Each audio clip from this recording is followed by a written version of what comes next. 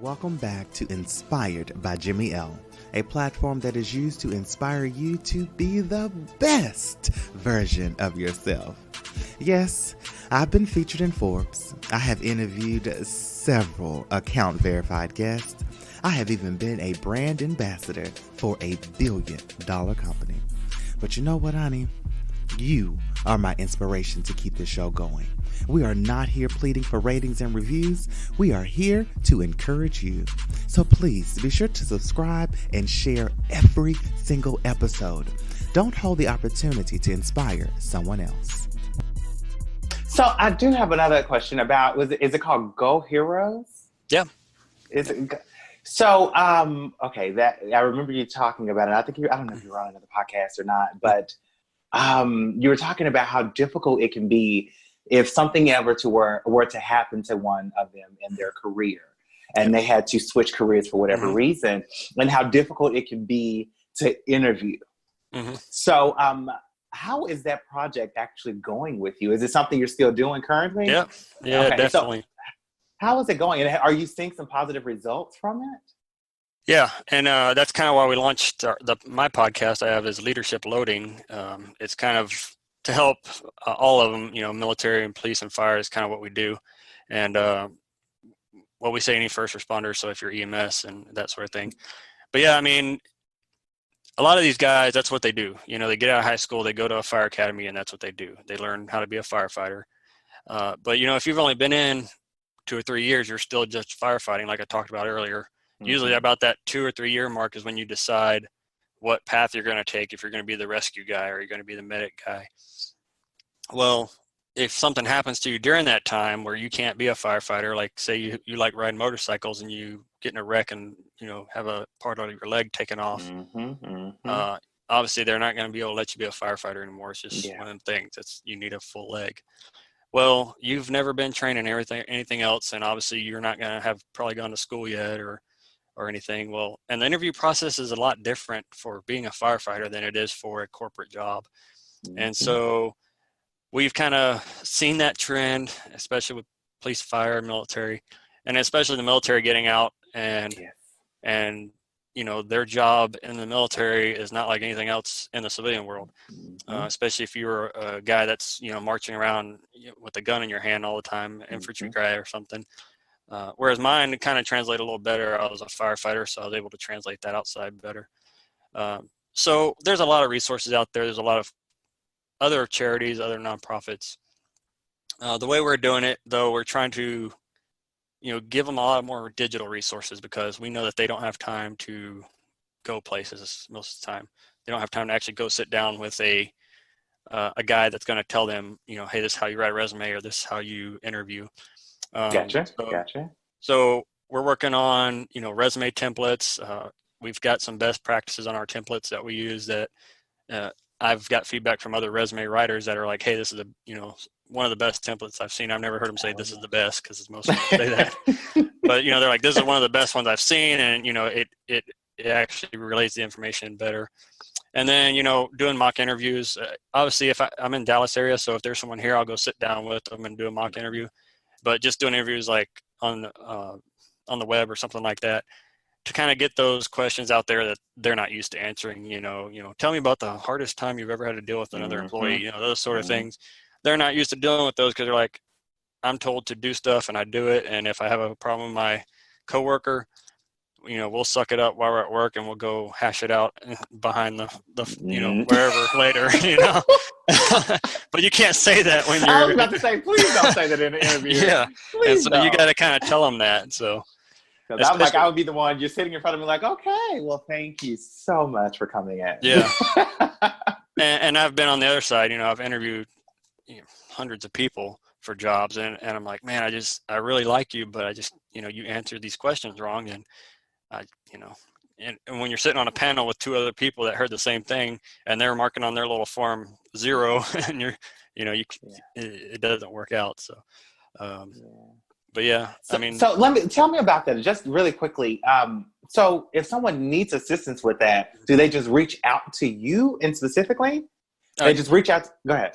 Yeah, you go to goheroes.org and that's our website. It's got all our programs on there. We do a couple other little things, but the career stuff's what we're really focusing on. Um, we were doing charities, but now we kind of do the overhead for those for people that want to run like a 5K or do some kind of charity event for a situation that's going on. You mean like a disaster or something? Yeah, or like a Hero 5K type thing. Trying to think, like when the police officer shooting happened in Dallas, there was a girl that was selling. Yeah, there's a girl that was selling T-shirts. She made these T-shirts, and gotcha.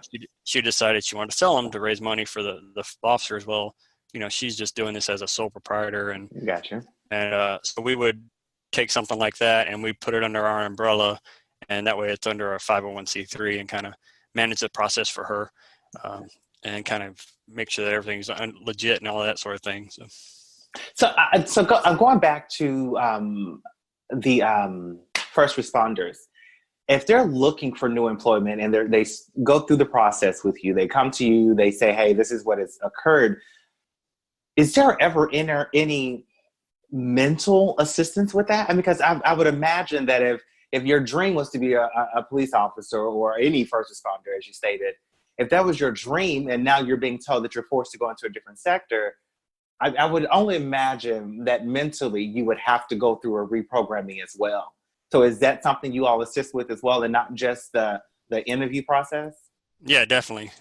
We try to find something that relates to their skills. So like what I do now is I'm not a firefighter. I'm not really anything fire, but it relates to my skills as a firefighter, and I was able to use those skills to get into what I'm doing now. But yeah, so like if you're a cop, we'll try to, do something like security or corporate, property assessment, property protection, something like that. But we're gonna match it up with their skills. So if you were, we're not gonna try to put you in a entry level job if you were, something up higher. We're gonna try to find something that fits better, tailor that resume for that, and then also get you into those positions to where you can interview for those better jobs. Gotcha. Okay. All right. Well, Jason, I really do appreciate you for coming on. Yeah, is there anything that we did not cover that you have to get out there right now? No, I think that's it. Yeah. We covered it all. Okay. Well, I mean, I love that. I love to hear that we did. So I normally hope for that. But for starters, I really do appreciate everything that you're doing on your side, and your passion, obviously, behind it. And so I know we need more and more people, and I know you call them problem solvers, but realistically, we do need more and more people out there that are like that. So I'm really hoping that just your story alone and what you're doing, hopefully it does inspire someone else to at least get up and do or play their part with whatever problem they need to solve. So again, definitely. Thank you. Thank you so much. Thank you. Thanks for having me. All right. Jason has been a blast. It has been amazing to be able to have had him on for this month of March. It's really been inspiring. And one of the things that inspired me most about Jason is that he wants to help, not just once, excuse me, he is helping. He is helping veterans. He is helping former firefighters and former police officers to be reincorporated back into the workforce. That can be extremely scary and daunting for a standard civilian to get back into the workforce or change positions. Imagine the person that has been authorized to protect this country, to protect you as a citizen. Imagine what would happen to them if they can no longer do what they love. They need help. They need people like Jason to bring them back into a world that is now different, and to be able to reincorporate them into a space that is fulfilling and fitting to their strengths. I am so thankful for people like him. So thankful. I want to encourage you, I want to inspire you to go out and do what is inspiring you. Go out and attempt to help people. Go out and do the best that you possibly can, even if it's just simply telling your story. Because telling your story, again, nobody else can tell it like you. I've said that countless times. But even if it's just going out to tell your story, your story alone can inspire someone else. I love you guys as always. I'm going to end this right here. I am not even going to spoil you and tell you who's coming up in April, but that's okay. Just hang tight. I'll see you guys first thing in the morning on Instagram.